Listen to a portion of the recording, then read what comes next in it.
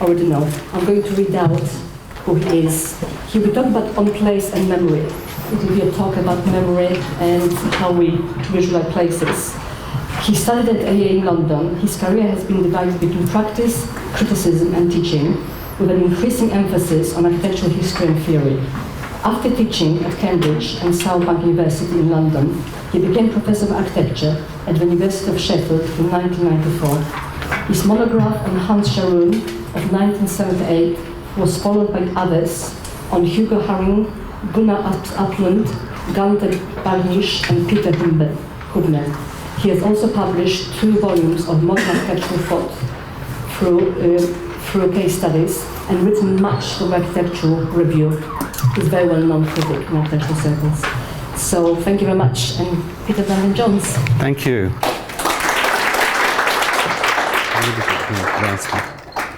Yeah, thanks, Irena. I'm going to do the large-scale cultural start. Actually, I need to move it on, don't I? I'll move it for you. Yeah, it would be better because I'd be better over here. I'm going to have to look at my notes. Okay, this is Manchester Airport a couple of years ago, and on the left you see most of what the airport is now about, which is not helping people get on planes but selling things, and actually creating a labyrinth which is hard to get through in order to sell you as much as possible. On the other side, there's a grim little side passage on your way through to the planes, which you might note or you might miss altogether, in which there's a display about greenness, which has been put on. And it's very small. And if you look at one of the panels next, please, it explains that the elements within the display are recyclable. Not the rest of the airport and the fuel that the planes are using and all the rest of it, just the materials that are used in making the display. And the next, please. And then when I went back there a month ago, I found it had moved. And instead of being in a little side passage, it's actually in a more prominent place near the entrance to the airport, but it's still very small indeed. And it may be a good thing that they think that they need to be green, but probably they just need to tick the green box. And it's a very, very small proportion of the airport, the rest of which is devoted to selling things and burning up lots of kerosene and going on as though there were no problems. Next, please. So that's what you get bombarded with in between when you check in and when you go to find your plane. And they deliberately get you lost going through there. And it's all about perfumes and selling cars and about heavy advertising. And it's not really so different from the experience you get in print. Next, please. So these are ads from the weekly news sheet called The Week. And it's peculiarly full of men with watches. And, you know, seems to be, he's some kind of top manager who's having a weekend off and going skiing or something like that. But for some funny reason, he needs to know the time. And with an absolutely huge watch. And it's a huge watch which has got a mechanical dial in it, which is something that belongs to the clockwork age. Whereas presumably it's driven by an electric motor. And you can buy an accurate watch in any filling station for about 50p. The problem of knowing the time has changed completely, because on the other side is an illustration from the Larousse Science Dictionary of 1933 of the French Bureau for Weights and Measures. And there are 2 proud French chaps in the Napoleonic tradition checking the time against the stars. So one of them is actually on the one under the telescope looking at the stars, and the other one is marking it off so that it's got to the right point. So, you know, there really did used to be a problem, but now it's all done by atomic clocks, and we have the reference one here. Mine is not worth very much and 20 years old, incidentally. So The Week spends a lot of its advertising pages on these watches. And then on some of the pages, next one please, you find that they're associated with other things. So the bottom one there, if you own a Breitling watch, you'll get a Bentley. Or if you own a Bentley, you should get a Breitling watch. So they go together. So obviously Bentley and Breitling are supporting each other and spending an enormous amount on this advertising. And we all like to think that we're not affected by it, that it just passes us by. But that obviously isn't the case, because we live in this capitalist economy where that kind of advertising information drives everything along, and we're all affected by it. And it's not that I think that we shouldn't have jewellery anymore. I wouldn't have us all wearing uniforms like under Chairman Mao to eradicate all differences. But should there be some people in the society who can spend ridiculous amounts of money on completely unnecessary watches, probably have several of them, and jump in Bentleys when, you know, they're much cheaper and more usable cars. And then sometimes the car is shown as it is at the top, with an empty road rushing away from it, so you can hit the open road, you know, like you could 50 years ago. And we know that's no longer the case. Driving's become a terrible bore, and in fact, the enthusiastic drivers have all gone on to Land Rovers and Range Rovers to go and drive across the wilds because the roads are so choked up now. On the other side here is another thing that occurs in the week every week, which is best properties on the market.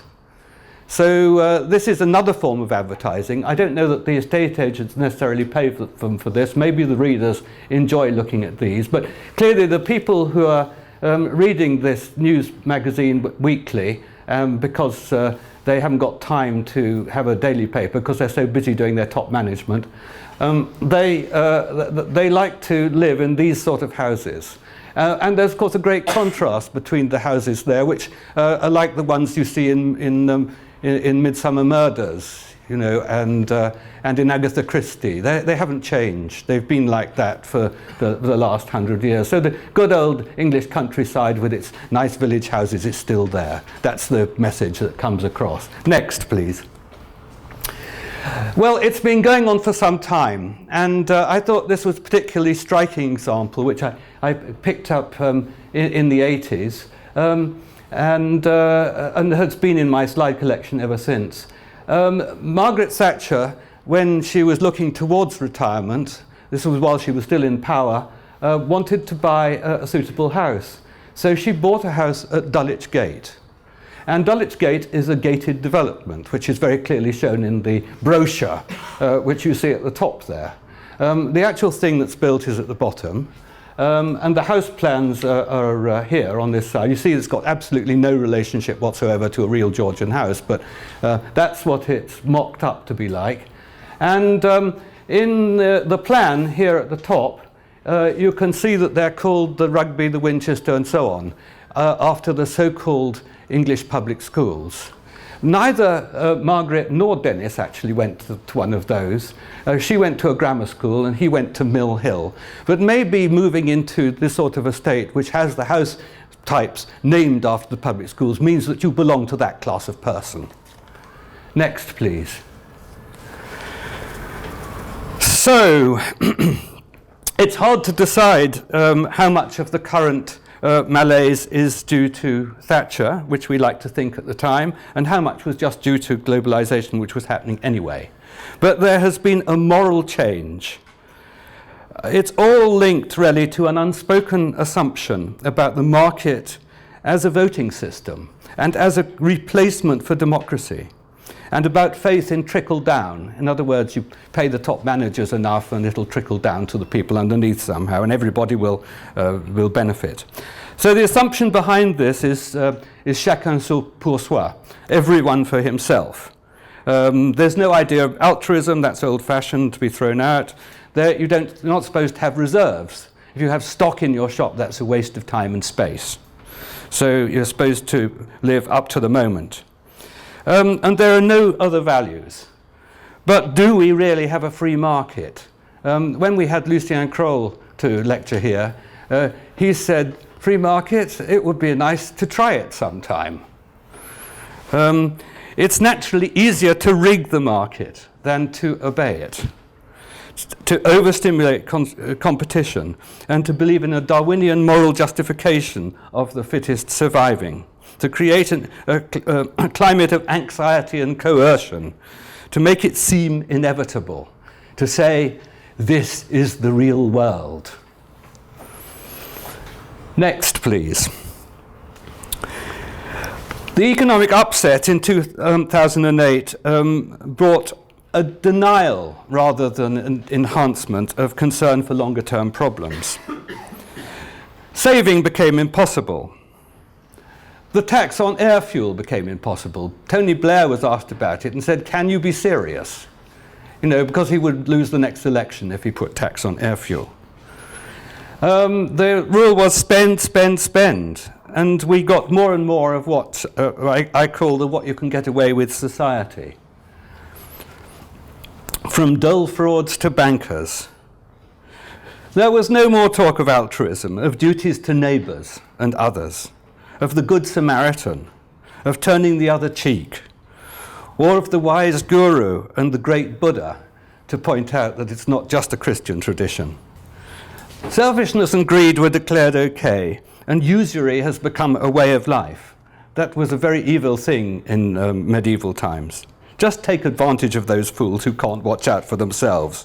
All is competition, and the rules of the game are also up for grabs. You can change them when you want to. Next, please. The lure of the image is ever greater. Electronic media produces a confusion about space, as if alternative realities were open to us, and we could step in and out of the screen, as with Woody Allen's Purple Rose of Cairo. Or we could unknowingly all be brains in vats, as in The Matrix. But narratives and dreams have always been with us, with their kinds of virtual or imagined space.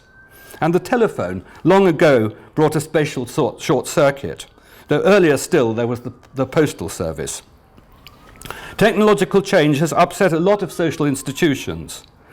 So we buy online, we get music online, we communicate too tartly by email, we evaluate things only visually, those tomatoes which look lovely in the supermarket but have no taste to them when you get home.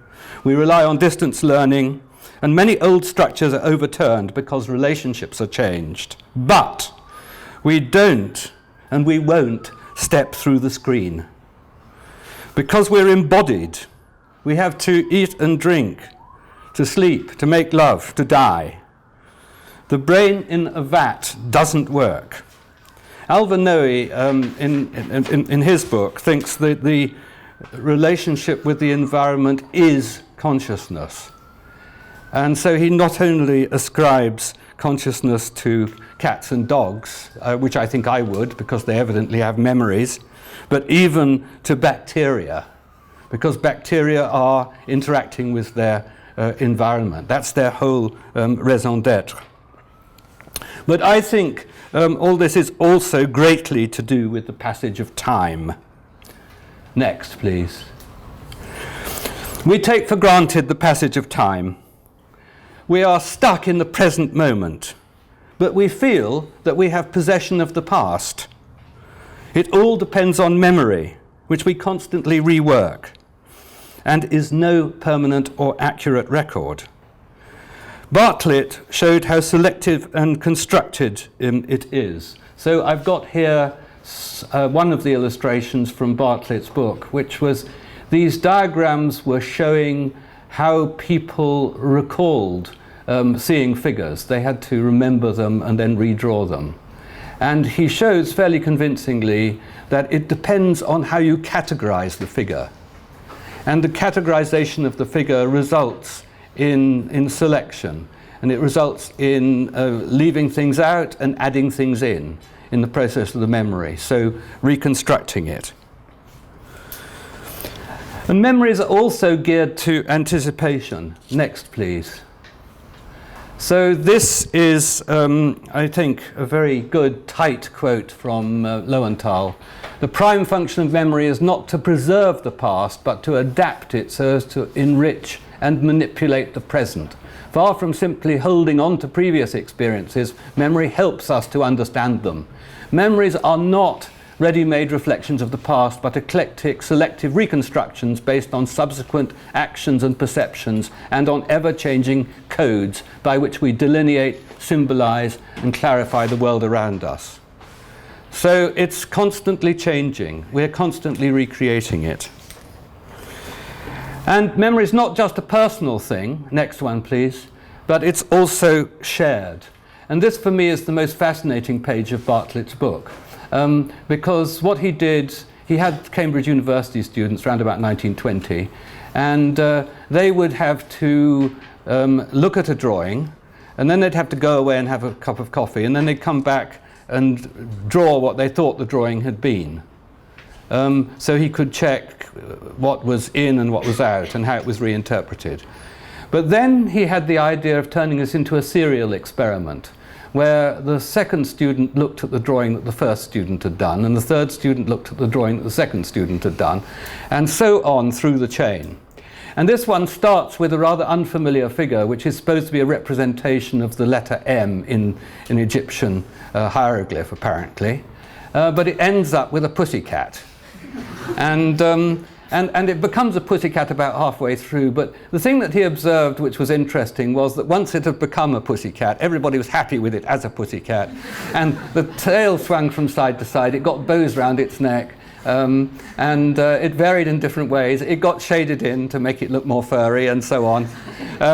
But he concluded from this that there was a kind of norm to which the people grouped in the same culture would move. So that as this story, we call this Chinese whispers as well, as this story went from person to person and was changed, so it was converted into something which they could all agree on. And in this way, through language, through mutual experience, we actually share the construction of memory and the construction of reality. Next, please. So we make for ourselves a limited world, which is shared with others to the extent that language and other sign systems allow. And we have to believe that we're right. Because if we don't believe we're right, we would be paralyzed. We couldn't act. And thinking we're right, the world then becomes self-evident. But often, we're wrong. And I'm not claiming that this is because there's no physical world, and I'm not claiming that there's anything supernatural. But the physical world is curiously elusive. Because as the philosopher Kant pointed out, we can only grasp it within our percepts and concepts, which inevitably limit and change it. So we don't grasp the whole world, we grasp our version. And different versions can be sustained at different times in different heads. So we're overconfident about being right, necessarily. And also, knowledge always looks about 80% complete, because if it was only 5% complete, it would be unworkable. So science is always about 80% done. And it was about 80% done at the end of the 19th century, and it's still about 80% done, and you're about to put the next piece into the puzzle. We also seem to be built to make grand theories, and doomed to find they never quite fit, because we construct a whole world in our head. Now, there's a very interesting book which I'm rather sympathetic to by Catherine Schultz called Being Wrong, and she claims to have started the science of wrongology. And this is a statement about it, which I think puts it very coherently. There is a philosophy called pessimistic meta-induction from the history of science, which proposes that since the most watertight of old theories have been disproved, we must assume today's theories will be disproved too. This holds for economics, medicine, education, any discipline you'd care to mention. It's a good theory, but not quite as appealing as Schultz's rival account, which she calls optimistic meta-induction from the history of everything. This states that our capacity to err is inseparable from our imagination. In the optimistic model of wrongness, error is not a sign that our past selves were failures and falsehoods, Schultz writes. Instead, it is one of those forces like sap and sunlight that imperceptibly helps another organic entity, us human beings, to grow up. So we have to acknowledge that we're wrong. Next, please.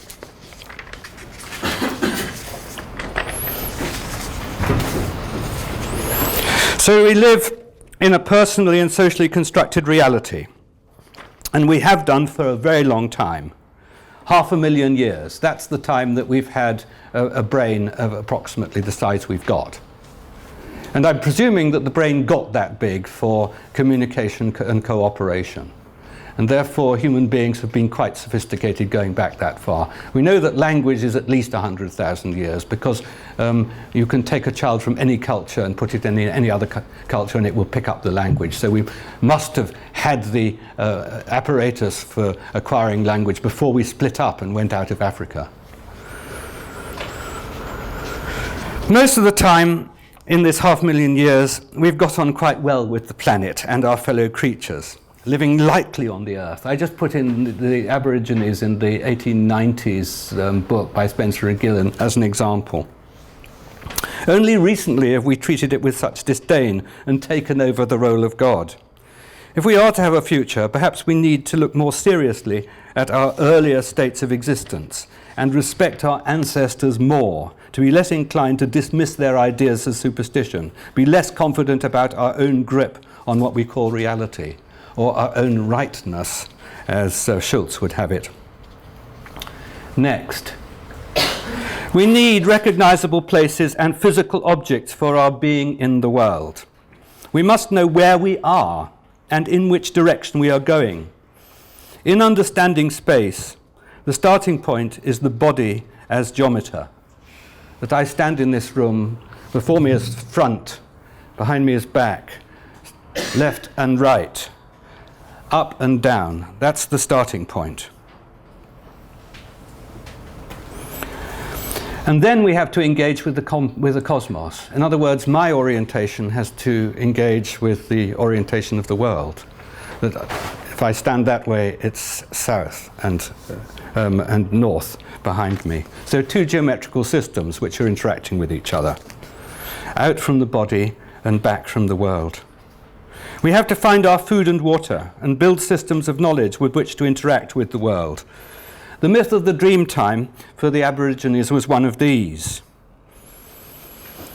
So this is the Dreamings map from Spencer and Gillen. These are the tracks of the dreamings, which are the myths of the ancestors, the animal ancestors that emerged in the desert and so defined the landscape. So their knowledge system ties together the creatures that are their fellow inhabitants of the planet and their prey, and some dangerous to them, with the landscape and the way the landscape is shaped. So it's a very useful form of knowledge, very condensed, because it puts those two aspects of their existence together. And I think we should not, next please, take so much for granted the accident of our mild and generous Earth. The top picture is actually from the Larousse Encyclopedia of Science in 1933 again. Nobody had actually seen that, and we were all taking it on trust at that stage. It's actually been within my lifetime that there were pictures of the Earth from space for the first time. But that's how they saw it, and they weren't so far out. I put on the science fiction film. It's an early one, but it seems to me extraordinary that all the way through Star Trek, Star Wars, whatever you see, when they arrive in a foreign part of the galaxy, and they get straight out of their spaceship, and it's a reasonable temperature, and the gravity isn't crushing them, and they can breathe the atmosphere, which is not poisonous. And presumably the rotation of the planet allows it to go in 24 hours, and presumably it has winter and summer, and they're not wiped out by the cosmic rays. And actually, if you start thinking about any of those things changing, you realize how completely wrong that would be. I mean, rather arbitrary that it should be 24 hours. But we have evolved for the 24-hour day from bacteria. So we're used to it, we use it. It is unthinkable what it would be like if the Earth took a week to revolve. And yet another planet, why not? But the most magic thing of all is being in this narrow temperature range in which water exists, you know, which is sort of 273 degrees up from the bottom and, you know, thousands of degrees from the top. It's a very, very narrow band.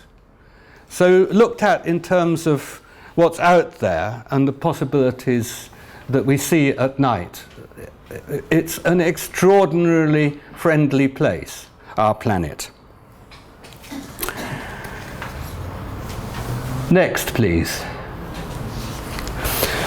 So on our planet, when we return to places, they give us the same sensations. We recognize that we're in the same place.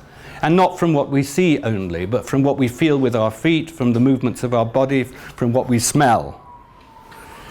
And therefore, they reinforce the pattern. They make the connections. Even the haptic experience of how we move through places is evoking familiar memories. The reinforcement of discovery of physical place lends a reassuring stability to a world of ever-changing sensations. By contrast, it's a catastrophe to be lost. And cross-culturally, the crossroads is the antithesis of home. This is still something I'm collecting examples of. But crossroads are places where you get lost because there's a big choice of route. So in this country, we used to bury suicides at crossroads so that they would be forever roaming in the afterlife. And we used to also hang people at crossroads because they were naughty people and they shouldn't rest in the afterlife. There are numerous other examples. I'm interested to hear of any more, because it's the antithesis of the cozy place, the city centre, the hearth, and so on, is the crossroads. Next, please. Ritual enactments tie people to places and give places meaning. And here we have Aborigine ceremonies where there is no architectural space except the space that they're creating for the purposes of this ritual, and the spaces that are marked out by their bodies, which for me is the beginning of architecture. And it's not stopped in modern times. We're still doing the same kind of thing in a much more complicated way. Next, please. So it seems to me that difference of places is essential. And homotopia, the setting of a grid across the world, is not the norm. And Cartesian coordinates, which have taken the place of bodily geometry for many people, are not definers of human space.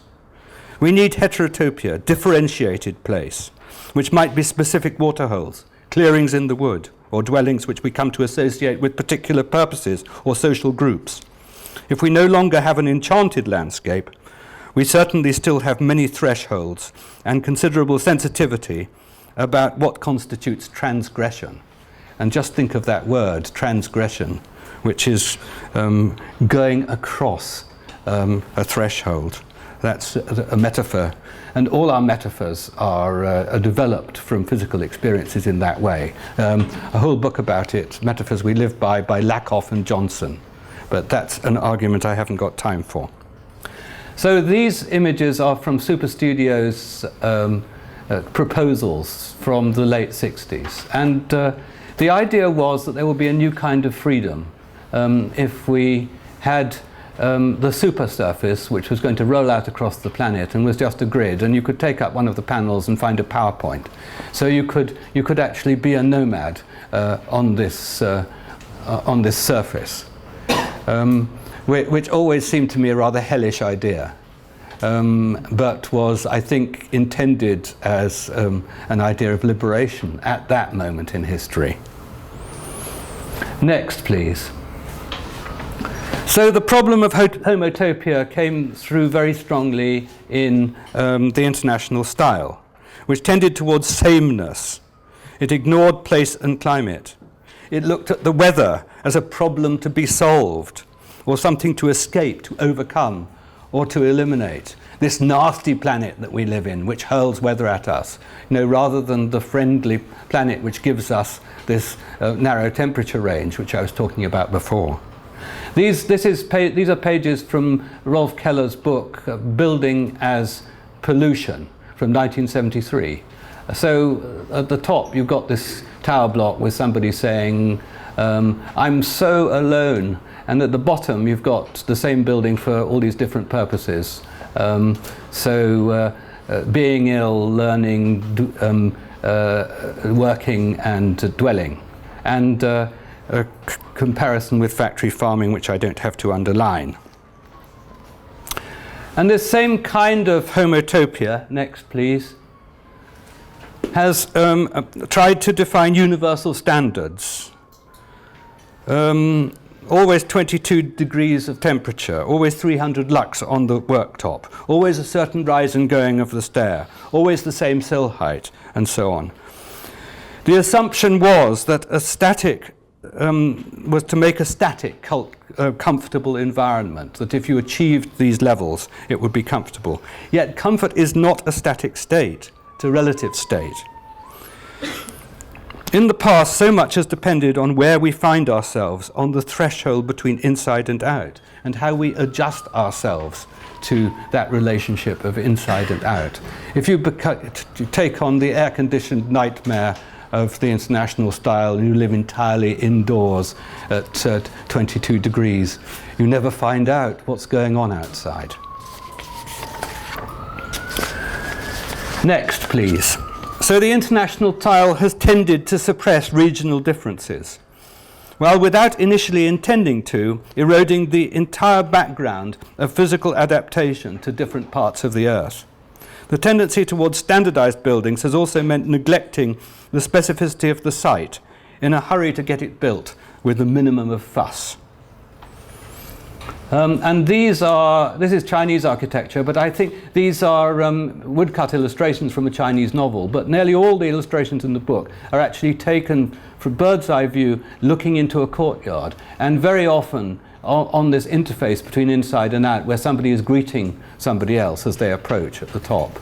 And the other one is the beautiful climatic adjustment in a Chinese garden, which allows you to get around the edge, away from the sun and the rain, but gives wonderful modulated light with those bamboos in it. Next, please. The idea of open-ended flexibility, universal large spans and deep plans has also meant a loss of differentiation between building types, potentially making all streets and all cities look the same. Hilbersheimer predicted it back in 1924 in this drawing here, and generating problems of location and identification. Next, please. Also affected are the routes between buildings and in and out of buildings. Large complexes become impenetrable labyrinths. Road systems make you go north in order to go south. A different way out goes against the intuitive ability to remember the way in. A common experience of that is when you go to the cinema and you finish the film and you come out in a side street which you've never seen before. Because we're so used to the idea that you retrace your steps, you remembered how you got into the building, you've somehow coded that away in your memory and you play it in reverse on the way out. It's actually very difficult to get people used to breaking that pattern by going out somewhere else. And the cinema experience is really disconcerting because you have no idea where you are. It's a street that you've never seen before. A different way out goes against the intuitive ability to remember the way in. Navigation through space is substituted by the sat-nav, and real experience is rejected. The haptic sense of movement within the building is also forgotten. So it's something that is below consciousness, which we don't consider as designers. What is the ballet of your body moving through the building? And is that an elegant thing? And is it memorable? And is it safe? Next, please. Okay. History is eroded and memories of places and ancestors are forgotten, which belittles the sense of ourselves and how we will be remembered. Far better to avoid the tabula rasa and accept the layering of history. These are both in London. Next, please. Memory in buildings is not just monuments and what the French call lieux de mémoire, but houses and schools and the buildings of everyday life which shape our reality. So here, this is in Edinburgh, and the statue is of Adam Smith, sort of relevant to the beginning of the lecture, really. But on the other side is Adam Smith's house, which is being done up for preservation. So those are the sort of things that tend to be taken as official for memory. So it's worth, next please, preserving things for the sake of the memory of the place and to give some temporal perspective. So I've borrowed one of Irena's works here, which is the Tower Works in Leeds, which is so important to have kept that for the memory of this whole industrial life which took place in Leeds, even though it's expensive and maybe inconvenient, but it gives a layer there. And these are industrial buildings which aren't considered of importance, of great importance from the point of view of monumental memory. But even monuments can have changing meanings. Next, please. And their own histories can be made and remade. So the Tate Modern is a very curious example because it was a power station in London for generating electricity at a time when it was assumed you would have to generate London's electricity in London. It was obsolete just about by the time it was completed. They had terrible difficulty getting it through planning permission and had to get a notable architect to put a new facade on it, which isn't an honest piece of modernism. It's a steel frame building covered with brick. They refused to list it afterwards, and it would probably have gone had not Nick Sirota decided it was a wonderful place to do the Tate. Now it's become one of the major monuments of London, with memories of the power station and extraordinary space inside the turbine hall, which could never have been built in a modern building. That's with the gash in the floor, which was one of the artworks. And of course the Millennium Bridge coming across from St Paul's, linking it with the centre of London. So it's a very complicated layering of elements, which was really rather unpredictable. Certainly would never assume that happened. So, next. Conclusion. We should not unthinkably accept the dictatorship of the market and the pseudo-Darwinian morality. I think we assume all too easily we're swimming around in that and we can't get out of it. We need to be aware and make some resistance. We should make no hasty assumptions about being able to step through the screen into any kind of virtual world. But it is quite possible to hone the senses. I think there's one more, isn't there? Can you press it? To hone the senses and develop one's ideas of the world in an electronic zone, which may be leading to errors of perception, powerlessness, and various kinds of deprivation. So telewatching has become a new reality. Next, please. So architecture has a vital memorial function for all of us and in everyday life, for feeding memory, relocating us, providing individual and social identity, differentiating what changes in the world. So it is not only memorial on special occasions, and it does not only carry consciously inscribed symbolic meanings. They change. They are always up for grabs. The recognition it provides of ourselves and our relationships is an essential kind of resilience, part of the way we preserve our shared culture and move it forward. So architecture cannot be divided into narrowly functional or narrowly aesthetic, as it so often is. The aesthetic is not some kind of applied extra, the icing on the cake. It is a property of the cake itself. And it's not just about what we might call beauty or attraction, which in this capitalist age we might equate with luxury. It is about meaning and identity, and how meanings are created and shared. Thank you.